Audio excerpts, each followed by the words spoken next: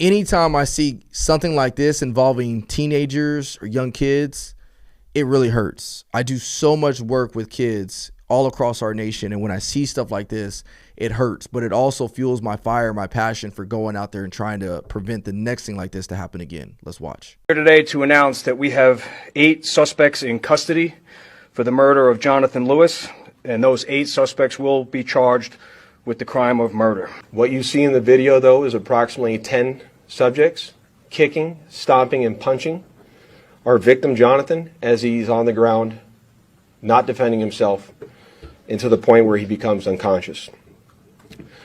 During our investigation, we quickly learned that the fight was actually over a pair of stolen wireless headphones and possibly over a stolen marijuana vape pen from incidents that occurred earlier in the week.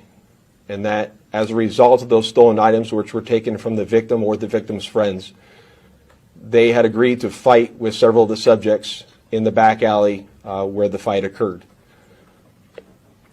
After school let out, all parties then walked to that back alley where, as you see in the video, our victim removes his clothing, engages in a fight initially with one subject, and the minute the punch is thrown with that person, 10 subjects immediately swarm him, put him into the ground, and begin kicking, punching, and stomping on him. An autopsy was performed by the Clark County Coroner's Office on the victim, where his cause of death was blunt force trauma, homicide.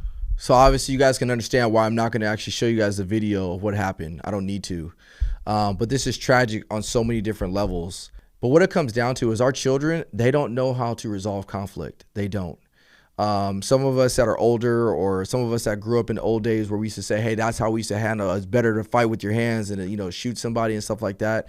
It's beyond that. We have to teach our kids to get over conflict and learn to overcome conflict, because they don't. Think about this. This kid was killed over a pair of headphones and some marijuana cartridges. For what? And so when I speak in schools, I'm passionate about it because I know that all it takes is one life that I can change to maybe prevent this next case from happening. But it shouldn't necessarily fall on my shoulders. And I'm not saying it falls on my shoulders. But what I am saying is this should be occurring in the homes. This should be occurring in every single one of our homes when we talk to our children about how to overcome conflict, about how to overcome bullying, about how to be resilient. All these things, these are lessons that need to be taught in the home. Are you teaching these lessons in the home? Are you having dialogue with your kids? Are you, not necessarily just being a friend to your kid, but are you being a parent to your kid?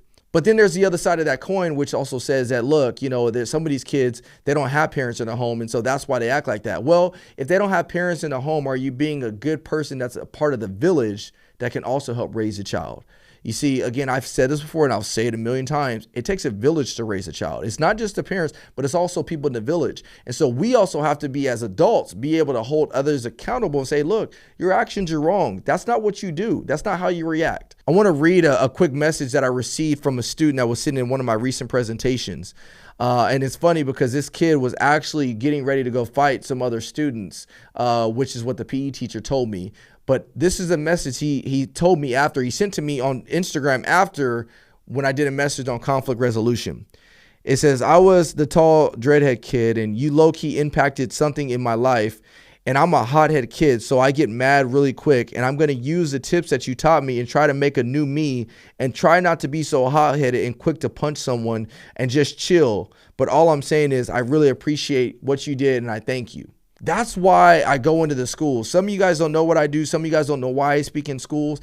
But I speak in schools on so many different topics, whether it's drug abuse, whether it's bullying, or now it's conflict resolution, because we have to be able to teach our kids how to deal with conflict and how to overcome it. You don't have to overcome conflict by going into an alley and fighting people over some headphones and some marijuana. You don't have to do it that way. There's other ways to resolve conflict. And so I'm asking you, if you are a parent, what are you doing to not only resolve conflict in your home with your children, but how are you teaching your children principles to resolve conflict outside of your home? What do you guys think below in the comment section below? Because this is a real problem that must be addressed.